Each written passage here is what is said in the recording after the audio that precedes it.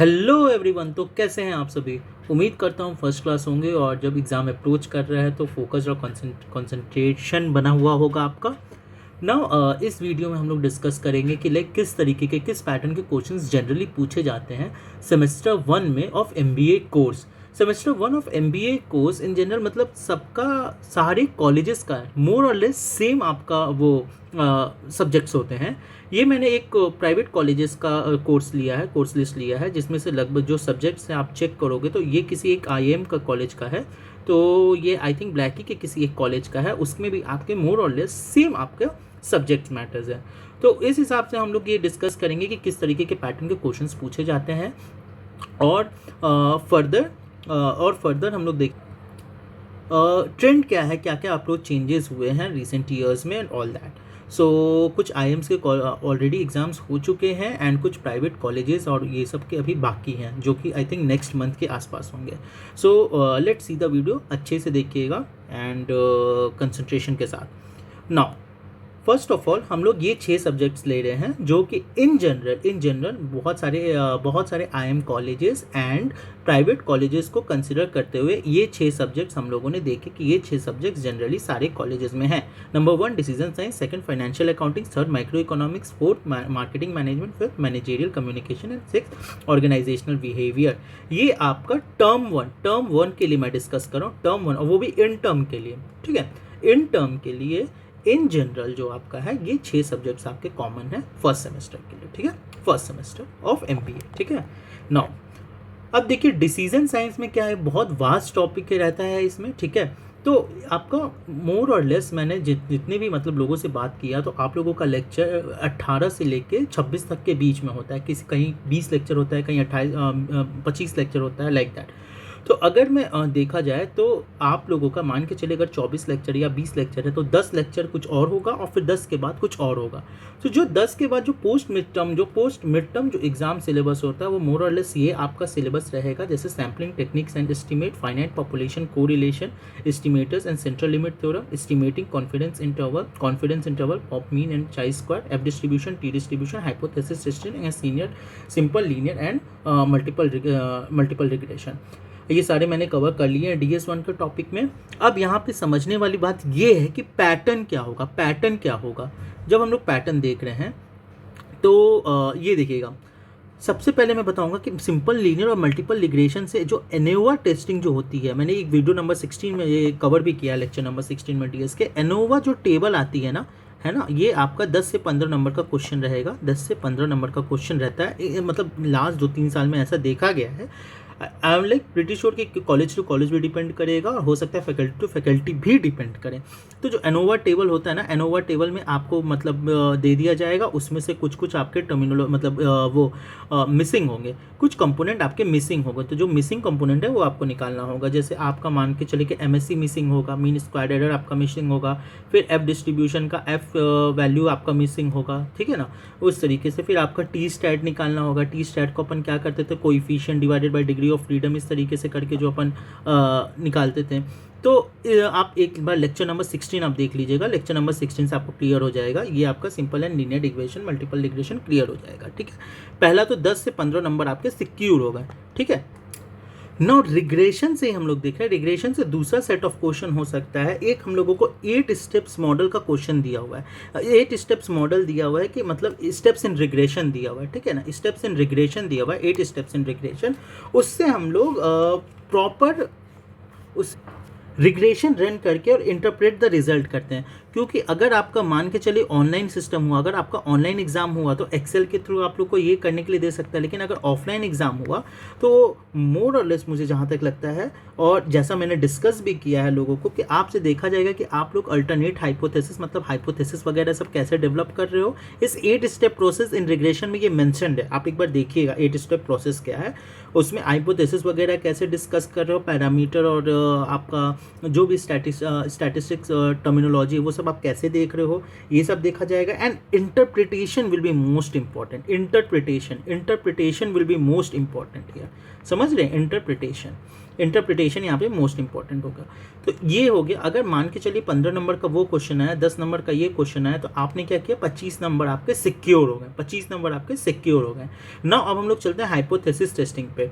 अब ये देखिए हाइपोथेसिस टेस्टिंग में क्या कवर करेंगे, या तो आपको एक केस सिनेरियो दे दिया जाएगा, एक पूरा प्रॉपर केस दे दिया जाएगा, ये है, ऐसा ऐसा है, और इससे हम लोग रिलेटेड हम लोगों ने 2 से 4 क्वेश्चन, 3 से 4 क्वेश्चन हम लोगों ने किया था। एक बार आप देखिएगा, जो 3 से 4 क्वेश्चन है उसको अच्छे से गो थ्रू कर लीजिए, कैसे कैसा क्वेश्चन था। एक आपका पी एंड पी हैट से रिलेटेड था, एक आपका म्यू एंड सिग्मा बार से रिलेटेड था, वैसा वैसा क्वेश्चन। एक पी माइनस पी हैट वाला क्वेश्चन था, एक म्यू माइन मतलब एक्स बार माइनस इस तरीके का क्वेश्चन था, है ना। तो ये सारे क्वेश्चंस आप सॉरी तो पी हैट माइनस पी बार नहीं, कुछ μ1 माइनस μ2 करके कुछ इस तरीके का एक क्वेश्चन हम लोगों ने देखा था, P1 माइनस P2 करके भी एक क्वेश्चन देखा था। उस तरीके के क्वेश्चन को भी आप देखिएगा एक बार। मतलब ये जो 3 से 4 क्वेश्चन था, आप उसको गो थ्रू कीजिए, उसको समझिए हाइपोथेसिस टेस्टिंग में वहाँ, क्योंकि वो सारे कॉन्सेप्ट को हाइपोथेसिस टेस्टिंग कवर कर लेता है। अगर ये आपका 25 नंबर उधर से हो गया, 10 नंबर अगर आपका इधर से भी आ जाता है, तो 35 नंबर आपके सिक्योर हो जाएंगे। अब ये जो है ना, इतने में से ये जहाँ पे F distribution, test distribution, confidence, mean, interval और ये सब आपका कॉन्सेप्ट बिल्डिंग वाला सिस्टम है। लेकिन फिर भी आपसे क्या कर सकता है, आपसे कॉन्फिडेंस इंटरवल पता करने वाला ये चीज़ पूछ सकता है, एस्टिमेटिंग कॉन्फिडेंस इंटरवल। इसका एक क्वेश्चन देख के जाइएगा, एस्टिमेटिंग कॉन्फिडेंस इंटरवल। अगर आप देखिएगा कॉन्फिडेंस इंटरवल कैसे एस्टिमेट करते हैं, इसमें हम लोगों ने देखा था पैरामीटर और इसका कैसे कैसे एस्टिमेट करते हैं वगैरह वगैरह। कॉन्फिडेंस इंटरवल, तो अगर ये 10 नंबर का क्वेश्चन आ जाता है तो 25 + 10 + 10 है ना, तो 45, और 5 नंबर का कुछ थ्योरेटिकल टाइप आपका इसमें से क्वेश्चन पूछ सकता है। तो मेन और मोर और लेस आपके टॉपिक्स यही सब रहेंगे, टॉपिक्स यही सब है ना, टॉपिक्स यही सब है। और आपको क्वेश्चंस के फॉर्मेट जो मैं बता रहा हूँ इस हिसाब से आने की संभावना है। मैं क्योंकि ये बाबा तो हूँ नहीं, बाबा इन द सेंस कि ज्ञानी तो मतलब वैसा तो हूँ नहीं कि मेरे को सब कुछ पता होगा कि क्या आएगा क्या नहीं आएगा। ये एक अनुमान ही है, दिस इज जस्ट कि गेस कि हाँ ये क्वेश्चन इस पैटर्न पे, क्योंकि डिफरेंट लोगों से मैंने बात की है डिफरेंट इंस्टीट्यूट्स में, तो इस तरीके का पिछले साल उन लोगों का पैटर्न आया था, उसके हिसाब से मैं आपको बता रहा हूँ कि इस तरीके के क्वेश्चन आ सकते हैं। तो हम लोगों को डीएस में कौन कौन से टॉपिक पे कवर करना है, estimating, confidence interval most important, फिर हाइपोथेसिस टेस्टिंग, और ये तीनों अगर मैं कवर कर लूँ तो मोर और लेस मेरा 50 to 70% मार्क्स सिक्योर्ड है, इतना तो मार्क्स सिक्योर्ड है। उसके बाद जो भी अगर मेरा कोई कुछ टर्मिनोलॉजी आती है या मतलब ये सब इन्फ्रेंस बेस्ड आता है वगैरह वगैरह, तो वो हम लोग देख लेंगे, ठीक है। इस हिसाब से आप इसमें टीसीएस में प्रोसीड कर सकते हैं। Now let's come to financial accounting as a second paper. आपका मान के चलिए सेकंड पेपर फिनेंशियल अकाउंटिंग है, तो इसमें कौन कौन से टॉपिक देखिए ये सब फिर से मैं बोलूँगा कि ये सब पोस्ट मिड टर्म है। ये सब जो भी मैं कवर कर रहा हूँ पोस्ट मिड टर्म, किसी में 24 लेक्चर होता है, किसी में 20 लेक्चर होता है, किसी में 18 ही लेक्चर होता है। तो पोस्ट मिड टर्म टॉपिक अगर आपका 18 लेक्चर है तो मान के चलिए 9 लेक्चर, और 9 लेक्चर के बाद वाला 10वें लेक्चर से 24 लेक्चर है तो 12 लेक्चर, और 12 लेक्चर के बाद वाला सर। तो मोर और लेस आपका यही टॉपिक रहेगा। ये 3-4 इंस्टीट्यूशन से मतलब देखा गया है, उस हिसाब से है ये। नो अब अगर इन्वेंट्री वैल्यूएशन आप में आता है, इन्वेंट्री वैल्यूएशन, इसमें आपका कौन कौन से टॉपिक्स कवर हो जाते हैं, कौन कौन से टॉपिक कवर, जैसे आपका हो जाएगा लीफो, फीफो वगैरह। लीफो फीफो इसमें आता है, लीफो फीफो वैक वगैरह। इससे आपका अगर कुछ कैलकुलेशन वगैरह है तो वो देख कर जाइएगा, ये इंपॉर्टेंट है ना। अगर मान के चलिए कुछ कहीं किसी इंस्टीट्यूट में ये मेथड्स ऑफ इन्वेंट्री वैल्यूएशन मतलब पहले प्री मिड टर्म हो जाता है, यहाँ से पोस्ट मिड टर्म आता है, ठीक है। अगर यहाँ से आपका पोस्ट मिड टर्म है तो अब depreciation of long term asset में जो भी आपका देखिए कौन कौन से टॉपिक इसमें कवर होते हैं, जैसे कि initial recognition of asset versus expense है, historical cost versus fair value है। डिप्रिसिएशन इसमें बहुत इंपॉर्टेंट, मतलब डिप्रिसिएशन टॉपिक ही है, लेकिन डिप्रिसिएशन में जैसे जो मेथड है ना, SLM, फिर WDV है ना। ये सारे जो मेथड है ना, देखिए आपको एक पूरा डाटा दिया रहेगा, उसी को बोलेगा कि जो डिफरेंट टाइप्स ऑफ मेथड है, ये क्वेश्चन आपके लिए इंपॉर्टेंट है, ये दो डिफरेंट टाइप्स ऑफ मेथड है, उनसे आप कंपेयर कीजिए और कौन सा आप मेथड लगाइएगा और क्यों। रीजनिंग इस पर्टिकुलर चीज में बहुत इंपॉर्टेंट हो जाएगी, ठीक है। रीजनिंग कि आप कौन सा मेथड लगाएगा और क्यों लगाएगा, why it will be your decision और डिसाइडिंग फैक्टर, ठीक है। तो आप यहाँ पे डिफरेंट टाइप्स ऑफ मेथड और उसको कैलकुलेशन यहाँ पे देख के जाइएगा। अगर ओपन बुक है तो कोई दिक्कत नहीं है, नहीं तो वरना लग जाएंगे, ठीक है। नाउ डिप्रिसिएशन हो गया, फिर हाँ, डिप्रिसिएशन में इंटेंजिबल एसेट मतलब कुछ थ्योरी वगैरह भी है। तो जनरली थ्योरी तो यहाँ पे एमबीए कोर्सेज में नहीं पूछते हैं, लेकिन फिर भी अगर कोई फैकल्टी पूछता है तो थ्योरी वगैरह की जो बेसिक फैक्ट्स होते हैं आपको पता होने चाहिए, है ना। फिर हम लोग जाते हैं जैसे कि management of liabilities and equities में। इसमें ज़्यादा कुछ टॉपिक तो कवर नहीं होता है, लेकिन यहाँ पे बेसिक वर्सेस डाइल्यूटेड ईपीएस का एक कॉन्सेप्ट है, बेसिक वर्सेस डाइल्यूटेड ईपीएस का, है ना, वर्सेस डाइल्यूटेड ईपीएस। इस कॉन्सेप्ट को एक बार आप देख लीजिएगा, ठीक है। ज़्यादातर देखिए, पहला तो आप यहाँ से आप 10 से 20 नंबर क्वेश्चन, 10 से 15 नंबर श्योर शॉट यहाँ से सिक्योर कर सकते हैं, क्योंकि 5 नंबर के क्वेश्चन में ये आएगा नहीं अगर आपका कैलकुलेशन बेस्ड आता है। तो 10 से 15 नंबर आप वहाँ पे श्योर शॉट सिक्योर कर सकते हैं, ठीक है। अब कैश फ्लो स्टेटमेंट हो गया। देखिए ये दोनों चीज़ है ना, cash flow, analysis of cash flow and evaluation of financial performance. Evaluation of financial performance में क्या है, जनरली बहुत सारे इंस्टीट्यूशन में क्या करते हैं कि मतलब एक दो कंपनी या इंडस्ट्री को आपको मतलब देखना रहता है, एनालिसिस करना रहता है वगैरह वगैरह, ठीक है। इसमें आप लोग को बोलते हैं रेशियो एनालिसिस वगैरह ये सब देखने के लिए। तो रेशियो एनालिसिस जब बोलते हैं तो उसमें आपको देखना है, एक आपको डमी कंपनी दे दिया गया होगा, उसके कुछ आपको स्टेटमेंट, बैलेंस शीट वगैरह ये सब दे दिया होगा। आपको बोलेगा कि ये आप कोई रेशियो भी शायद दे के रखा होगा, या तो दे के रखा होगा, या तो ये बोलेगा कि आप कुछ इस तरीके से प्रॉफिट लिक्विडिटी रेशियो निकालिए, या इस तरीके से ये रेशियो निकालिए वगैरह वगैरह। तो आप रेशियो के जो भी है ना, आप रेशियो के जो भी इक्वेशन या फॉर्मूला वगैरह आप देख के जाइएगा, ये इंपॉर्टेंट है। ये आपका कम से कम 15 से 20 नंबर यही कवर कर लेगा आपका। Evaluation and analysis of cash flow statement बहुत बहुत वास्ट टॉपिक है ये, इसलिए मैं बहुत डिटेल में इसको जा सकता हूँ, लेकिन ये पूरे मेरे को कोर्स कवर करना है और ज़्यादा उस हिसाब से मैं इसको देख रहा हूँ। तो एक बार देख लेते हैं। Inventory method valuation LIFO FIFO वाला हो गया, डिप्रिसिएशन आपको बता दिया, कैलकुलेशन देख कर जाएगा, बहुत इंपॉर्टेंट है। कैश फ्लो स्टेटमेंट में जैसे element of cash flow statement, interpretation of area of cash flow statement, और कैसे हम लोग प्रिपेयर करते हैं कैश फ्लो स्टेटमेंट, ये सब देख के जाइएगा, ठीक है। इंपॉर्टेंट कौन कौन सा बताया मैंने, एक डिप्रिसिएशन का कैलकुलेशन और एक आपका रेशियो वाला कैलकुलेशन इस फिनेंशियल अकाउंटिंग में आपको इंपॉर्टेंट होगा। अगर पहले का कोई टॉपिक आ रहा है प्री मिड टर्म, और ये सब बहुत बार बोला जाता है कि प्री मिड टर्म देंगे, तो उसमें जनरली जो आपको लगे कि नहीं कुछ टॉपिक आप भी पढ़े होंगे तो समझ में आ गया होगा कि हाँ ये ऐसे इक्वेशन मतलब इक्वेशन बेस्ड क्वेश्चन ये सब पूछ सकते हैं, देख लीजिएगा, ठीक है। Now we will go to the microeconomics. To be very honest, बहुत लोगों का मैसेज आया कि भैया फिनेंशियल अकाउंटिंग और माइक्रो इकोनॉमिक्स में कैसे भी करके निकलवा दो, लेकिन भाई तुमको यहाँ पे थोड़ा सा देखना ही पड़ेगा, क्योंकि ये सब्जेक्ट ही ऐसा है। बहुत लोग जो हम लोग इंजीनियरिंग बैकग्राउंड के लोग होते हैं ना, उनको क्या प्रॉब्लम आ जाती है कि उन लोग को ये सब एक्सपोजर रहता नहीं है पहले से, और अचानक से माइक्रो इकोनॉमिक्स, मैक्रो इकोनॉमिक्स और डिफरेंट डिनामिक्स आ जाते हैं, तो थोड़ा इशू तो आता है। लेकिन आप ऐसे समझो, अगर माइक्रो इकोनॉमिक्स का पेपर है तो आप अपने सबसे पहले मार्क्स सिक्योर करो। एग्जाम पैटर्न 2 नंबर 2 तरीके से हो सकता है, या तो आपको केस बेस्ड एग्जाम दे दे, या तो MCQ प्लस प्रॉपर आपका ये थ्योरी बेस्ड एग्जाम दे दे, ठीक है ना। और इस दोनों का मिक्सचर भी एक हो सकता है, पहला ये सिचुएशन है, दूसरा ये सिचुएशन है, तीसरा ये मिक्सचर। अब ये 3 तरीके से ही बन सकता है क्वेश्चन, राइट, माइक्रो इकोनॉमिक्स में। तो हम लोग को एक तरीके से बता देता हूँ कि मैक्रो इकोनॉमिक्स में हम लोग का पूरा केस बेस्ड, हम लोगों का इन द सेंस कि मैंने जिन इंस्टीट्यूट से बात की है और जिन इंस्टीट्यूट के बच्चों से बात की थी, उनका केस बेस्ड तरीके से क्वेश्चन था, ठीक है। तो MCQ प्लस प्रॉपर थ्योरी, है ना।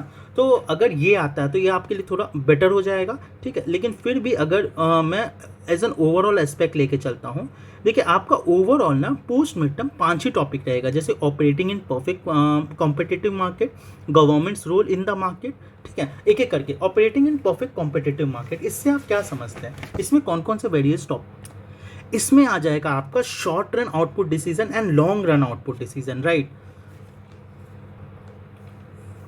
और लॉन्ग रन में मैंने पहले भी कवर किया, आप मेरे नोट्स पे भी जाओगे, लेक्चर नंबर 11 के आसपास होगा।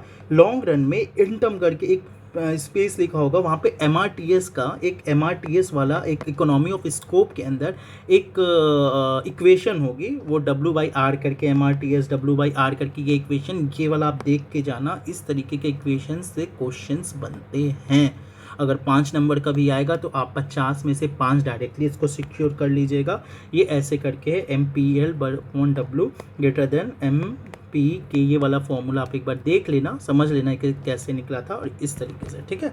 तो आप एक बार ये वाला इक्वेशन देख लेना। फिर कॉम्पिटिशन्स पे जाओ, कैसा कैसा कॉम्पिटिशन है, परफेक्ट कॉम्पिटिशन, मोनोपोलिस्टिक कॉम्पिटिशन, ये सब समझ ही रहे हो आप। फिर रोल, यहाँ पे आपको कोई वैसा इक्वेशन है नहीं देखने के लिए। फिर आगे आप जब चलोगे मतलब देखोगे तो profit maximisation in short run वगैरह है, ये सब मतलब मेरे कहने का मतलब ये है कि माइक्रो इकोनॉमिक्स में अगर आपको मार्क्स लाने हैं, marks in the sense concept समझते हुए अगर मार्क्स लेकर आने हैं, तो भैया आप इक्वेशंस अच्छे से देख लेना, इसके कॉन्सेप्ट्स के थ्रू जाओ, क्योंकि यहाँ पे ना कॉन्सेप्ट्स अप्लाई करने के लिए आएंगे, एप्लीकेशंस के लिए मोस्टली क्वेश्चंस आते हैं। ये मतलब 2-3 इंस्टीट्यूट के बच्चों से पूछने के बाद ये निष्कर्ष मैं निकाल रहा हूँ कि अप्लाइड आते हैं, क्योंकि माइक्रो इकोनॉमिक्स का और कोई मतलब ही नहीं है ना अगर तुम्हारा एप्लीकेशन बेस्ड वो पेपर ना हो तो, ये बात है, ठीक है। अच्छा, एक और एस्पेक्ट होगा आपका यहाँ पे ना, आप मतलब जब प्राइसिंग विद मार्केट पावर में जाओगे तो उसमें first degree price discrimination, second degree first degree, second degree price discrimination, inter temporal price discrimination, ये सब का एक पूरा मतलब आपका पैटर्न बना होगा, ठीक है। कि मतलब pattern in the sense theory type आपको लगेगी, लेकिन आप उसको एक बार गो थ्रू कर लेना। And marketing failure, why do marketing failure का पूरा एक जो ये पूरा थ्योरी ही है, आप एक बार देख लेना वो थ्योरी, ठीक है। एक और चीज़ है, जब आप थर्ड डिग्री ये करते हो ना, थर्ड डिग्री मार्केटिंग वाले पे जाते हो, थर्ड डिग्री प्राइसिंग वाले पे, प्राइसिंग ही था शायद, हाँ, थर्ड डिग्री वाले पे जाते हो, तो उसमें कुछ इक्वेशंस आएंगे, ठीक है। उसमें कुछ क्वेश्चंस एंड इक्वेशंस आते हैं, आप उसको एक बार गो थ्रू कर लेना, ठीक है। क्वेश्चंस एंड इक्वेशंस आते हैं, उसको आप गो थ्रू कर लेना, ठीक है। वो आपको हेल्प करेगा। अगर जहाँ तक हो सके एक बार मैं फिर गो थ्रू कर देता हूँ आपको। देखिए, हम लोगों के पास क्या है, हम लोगों को एप्लीकेशन बेस्ड पेपर आ सकता है मोस्ट प्रोबेबली। अभी जो MBA का ट्रेंड चल रहा है एप्लीकेशन बेस्ड आएगा। MRTS वाला अब फॉर्मूला आपको देख के जाना है। Managing in perfect competitive market में short run and long run का जितने भी इक्वेशंस आपको देख कर जाना है। गवर्नमेंट इन मार्केट प्लेस में आप समझ रहे हो, उसमें थ्योरी आएगी, तो मतलब इनविजिबल हैंड है, प्राइस कंट्रोल है, इम्पोर्ट टैरिफ है, ये सब आप देख सकते हो, ठीक है। अब monopoly and regulating a monopolist में आपको थोड़े अगर इक्वेशन होंगे, शायद ही इक्वेशन हो, लेकिन अगर इक्वेशन आपको सारे देख कर जाना, ठीक है। एक ये हो गया, एक MRTS वाला मैंने आपको बता दिया, एक 1 डिग्री 2 डिग्री 3 डिग्री प्राइसिंग वाला मैं बता दिया। 3 डिग्री में अगर कुछ क्वेश्चंस होंगे आपको उसको देखना है, अगर नहीं पता चल रहा है तो आप नोट्स रेफर कर सकते हो, अगर मिल जाए तो, ठीक है।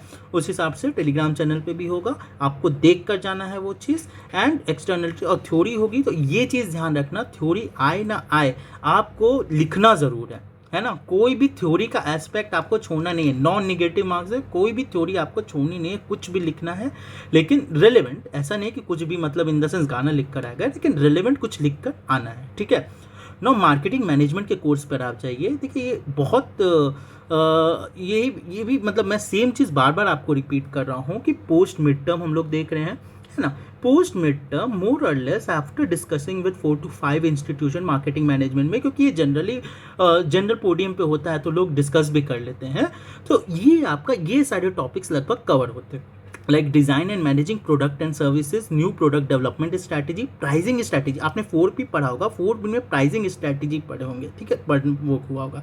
फिर B2C मार्केटिंग, यहाँ पे जानते हैं जैसे B2C का एक पूरा इकोसिस्टम होता है ना, आपने पढ़ा होगा, जैसे मैन्युफैक्चरर होता है, फिर डिस्ट्रीब्यूटर, फिर होलसेलर, फिर रिटेलर। तो इसमें हम लोग मोर फोकस्ड ऑन रिटेलिंग देखते हैं, रिटेलर क्या होता है, कैसे होता है, क्या करता है, क्या नहीं करता, वो सब। ब्रांड्स का कैसे होता है कि ब्रांड्स कैसे परफॉर्म कर रहा है, कैसे हम लोग उसका परसेप्शन बढ़ा सकते हैं, ब्रांड्स का डिफरेंट ये सब। And responsible marketing societal base पे। अब इसमें क्वेश्चंस कैसे पूछे जा सकते हैं, एक मिनट मुझे दीजिए। देखिए, फर्स्ट ऑफ ऑल मार्केटिंग में ना आपको अगर एक तरीके से एक लेवल से सोचना, तो आपको फ्रेमवर्क्स याद होने चाहिए। जो भी आप टॉपिक पढ़े, जैसे अगर मैनेजिंग प्रोडक्ट सर्विसेज पढ़ रहे हैं तो उसमें आपको प्रोडक्ट मैनेज करने के लिए कोई अगर फ्रेमवर्क होता है, या कोई अगर एक तरीके सिस्टमैटिक वे या सिस्टमैटिक तरीका दिया हुआ है 1 2 3 4 करके ऐसे, तो आप उसको ज़रूर देख के या याद करके जाइएगा, क्योंकि वो फ्रेमवर्क इज़ वेरी इंपॉर्टेंट। अब जैसे मान के चलिए कि न्यू प्रोडक्ट डेवलपमेंट है, अगर आप न्यू प्रोडक्ट डेवलपमेंट करते हैं तो उसमें एक कॉन्सेप्ट आगे आएगा कि प्रोडक्ट लाइफ साइकिल क्या होती है, प्रोडक्ट लाइफ साइकिल वो कैसे वेरी करती है, ये सब ये आपको देख कर जाना है। फैक्टर अफेक्टिंग फैक्टर, देखिए एक क्वेश्चन जिसका मेरे को जहाँ तक याद है कि मुझे एक कलीग ने बताया था जो कि मतलब MBA कर रहे हैं डिफरेंट इंस्टीट्यूशन से, और इन जनरल ये क्वेश्चन बहुत पूछा भी जाता है कि फैक्टर्स अफेक्टिंग प्रोडक्ट डिफरेंशिएशन, ठीक है, फैक्टर्स अफेक्टिंग प्रोडक्ट डिफरेंशिएशन। क्या पता ये हर बार मतलब पिछले बार कहीं और है, इस बार आपको भी आ सकता है, जिसमें फैक्टर्स अफेक्टिंग प्रोडक्ट डिस्ट्रीब्यूशन में जैसे एडॉप्शन इंटेंशन, जो लेड टू एडॉप्शन इंटेंशन, जैसे क्या होता है ऑब्जर्वेबिलिटी, रिलेटिव एडवांटेज, कॉम्प्लेक्सिटी, ट्रायबिलिटी, इस तरीके का आपको पक्का मटेरियल प्रोवाइड किया गया होगा, या तो पोर्टल वाली आपको बुक दी गई होगी, आप उसको ज़रूर पढ़िए, है ना। अगर आप बुक नहीं पढ़ पा रहे तो कहीं ना कहीं PPT से नोट्स आप ज़रूर देखिए, ये सारे क्वेश्चंस आपको पूछे जाते हैं इन जनरल। अब देखिए मैं बताना चाह रहा हूँ कि आपका मार्केटिंग मैनेजमेंट का पेपर या तो 2 तरीके से हो सकता है, या तो आपको फ्रेमवर्क पूछे अब उस पर ऊपर मार्क्स हो, या तो आपको एक केसलेट दे, मतलब छोटे छोटे केसलेट दे, और उसके ऊपर केसलेट के ऊपर आपको क्वेश्चंस पूछा गया। ये वाला मुझे लगता है कि जनरली मार्केटिंग में ये ज़्यादा लोग प्रीफर करते हैं, क्योंकि केसलेट के बेस्ड पे आपको क्या करना है, आपको फ्रेमवर्क लगाना है, आपको समझना है कौन सा फ्रेमवर्क लगेगा और उसके हिसाब से करना होगा। बहुत समय मतलब कुछ समय ऐसे करते हैं कि फ्रेमवर्क के मतलब 4 क्वेश्चन रहेंगे तो 2 फ्रेमवर्क के ऊपर दे दिए और 2 आपके केसलेट बेस दे दिए, ठीक है, तो ये भी हो सकता है। तो इस तरीके से सारा इकोसिस्टम मैंने आपको समझा दिया। करना क्या है, टॉपिक्स आपके कितने हैं, 1 2 3 4 5 6 7 ही टॉपिक है, लेकिन 7 टॉपिक के अंदर सब टॉपिक्स बहुत हैं और आपको इसको डीप इम्पैक्ट समझना होगा कि क्या क्या ये कवर कर रहा है। जैसे कंज्यूमर अगर हम साइकोलॉजी में समझें तो कंज्यूमर साइकोलॉजी क्या करती है, क्या लीड करती है, मतलब प्राइसिंग स्ट्रैटेजी उस पर कैसे डिपेंड रहता है वगैरह वगैरह। और कस्टमर लॉयल्टी, ब्रांड्स अगर मैं डेवलप कर रहा हूँ तो कस्टमर लॉयल्टी बढ़ेगी।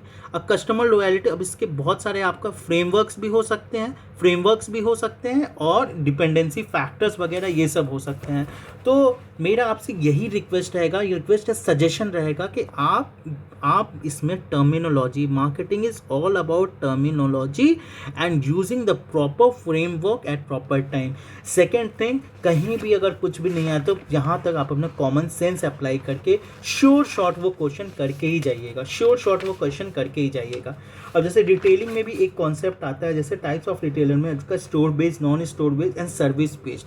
अब एक केस दे देगा, केस में डिफरेंट आपको, केस में देखिए कैसे क्वेश्चन पूछता है, केस में आपको डिफरेंट रिटेलर दे देगा कि ये रिटेलर है, ये एक रिटेलर R1 R2 R3 है। इस रिटेलर को मतलब उसके आपको स्पेसिफिकेशन दे देगा कि ये ऐसा काम करना है वगैरह वगैरह। आपको सेग्रीगेट करना होगा कि स्टोर बेस्ड कौन है, नॉन स्टोर बेस्ड कौन है, सर्विस बेस्ड रिटेलर कौन है। ये सब सुनने में सिंपल लगता है, लेकिन जब आप फ्रेमवर्क अप्लाई करने लगते हो ना तो थोड़ा सा परेशानी होती है, लेकिन परेशान होने वाली बात नहीं है। अगर आपको नहीं समझ में आया, थोड़ा कॉमन सेंस के हिसाब से आगे बढ़िएगा, इंट्यूशन के हिसाब से। नहीं तो मेरा सजेशन इसमें यही रहेगा, आप इसमें टर्मिनोलॉजी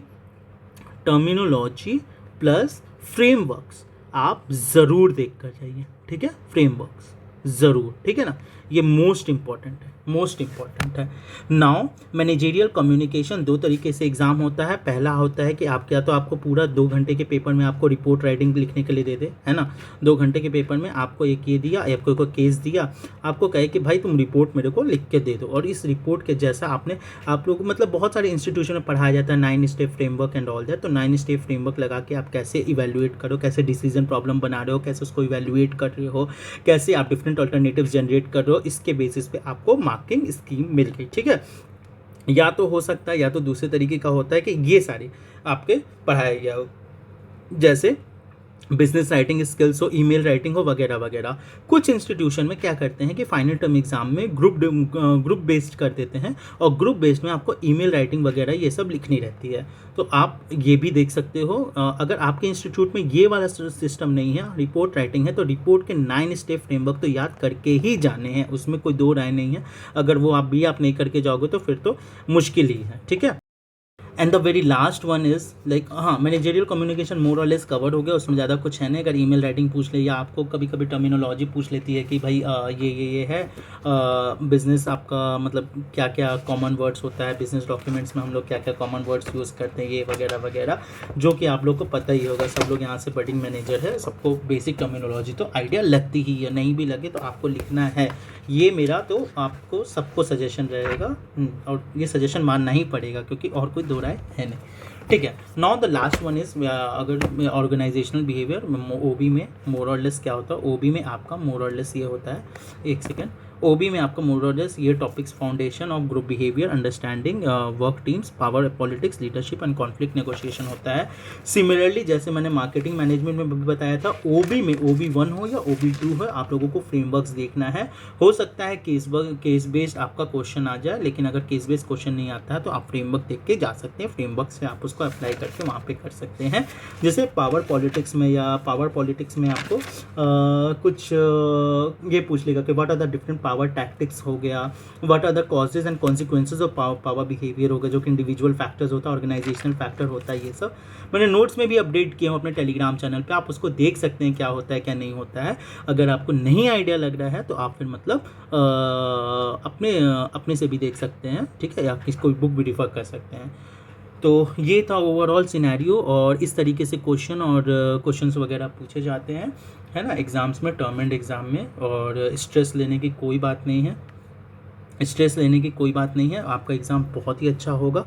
और होप, अगर फिर भी कोई भी डाउट हो, do feel free to reach me out, है ना, कोई भी डाउट हो या किसी तरीके की परेशानी हो या कुछ भी, तो do feel free to reach me out at, या तो आप व्हाट्सएप चैनल को पे रीच आउट कर लो, या टेलीग्राम पे रीच आउट कर लो, या अगर आपके पास में पर्सनल कॉन्टैक्ट हो तो आप वहाँ पे रीच आउट कर लो।